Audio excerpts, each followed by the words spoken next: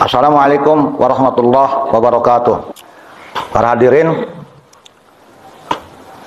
di malam ini kita bersama-sama berzikir sekaligus halal bihalal sama Jamiah Pesantren Al-Mubarak.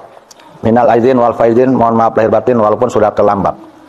Dan mudah-mudahan doa kita untuk mursyid kita yaitu Syekh Sukacai diterima oleh Allah Subhanahu wa taala.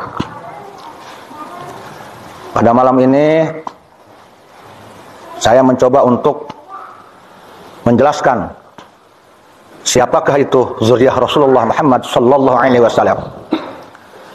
Wallahu a'lam bishawab. Yang saya tahu, zuriyah Rasulullah Muhammad sallallahu alaihi wasallam bergelar Sayyid kalau dari keturunan Sayyidina Husain, dan bergelar Syarif dari keturunan Sayyidina Hasan.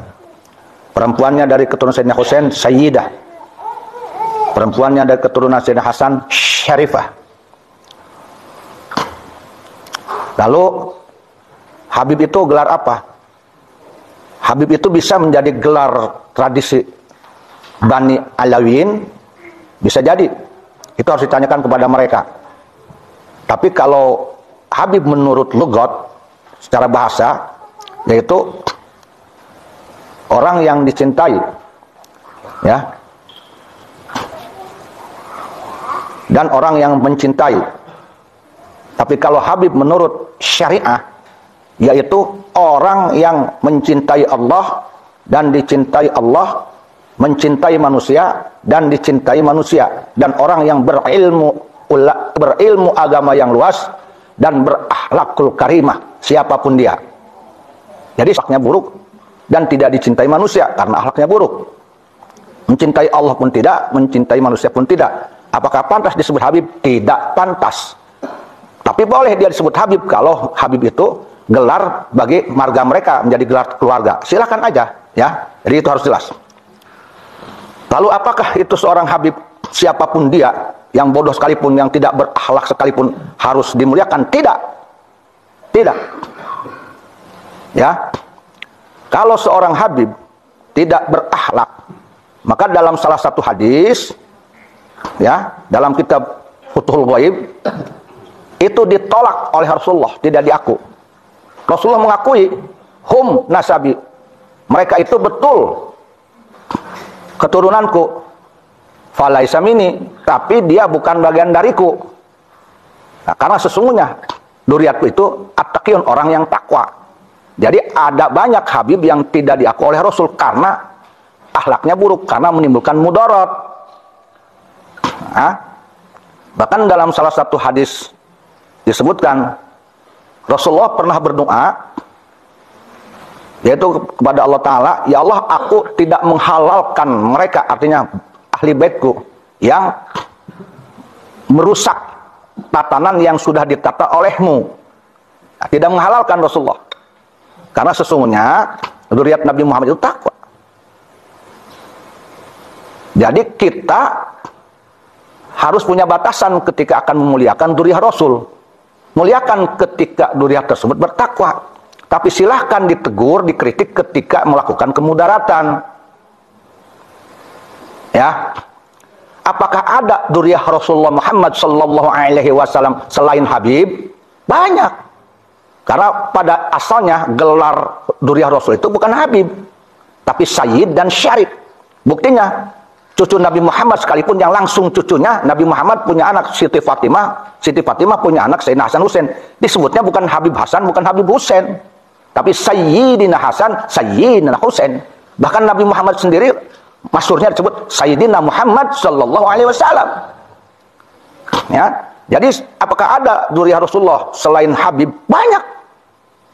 Sayyid, Syarif itu dzurriyyah Rasul. Syarif siapa? Syarif itu dzurriyyah Rasul dari keturunan Sayyidina Hasan. Syarif. Mereka tidak disebut Habib. Tidak. Ya, karena gelar Habib mah kalau tidak salah lazim hanya dipakai oleh Bani Alawi, Bani Alawiyin. Dari apakah kita harus mengikuti semua yang diucapkan oleh Habib? Tidak. Ikuti yang baik, tinggalkan yang tidak baik. Lebih utama mana? Syarif yang bodoh dengan non syarif yang pinter. Berdasarkan kitab Muraqqi'ul Ubudiyah karangan Syekh Nawawi Tanaro, lebih utama alim yang ahwal dibandingkan dengan zuriyah nabi yang bodoh. Alasannya kenapa? Berdasarkan kekuatan firman Allah dalam Al-Quran, yarfa'illahul ladzina amanu minkum walladzina utul ilma darajat. Allah mengangkat orang yang beriman di antara kalian dan yang berilmu beberapa derajat. Itu al ulama'u warasatul anbiya. Jadi ilmu didahulukan oleh Allah. Kenapa? Kalau terhadap orang yang berilmu kita bisa berguru mendapatkan ilmunya. Lalu kalaupun itu oknum habib, kalau bodoh, nanti mau ngambil ilmu mana dari beliau? Oh, kalau kenasaban, kalau nasab tertinggi dibandingkan nasab yang lain, ya nasab ke Rasul.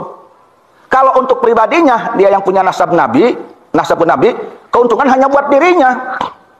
Oh, ada oknum habib yang bodoh. Andai kata pun itu menjadi kemuliaan, mungkin dia punya keuntungan di akhirat, hanya untuk dirinya, gelar habib untuk dirinya, keselamatan di akhirat pun hanya untuk dirinya.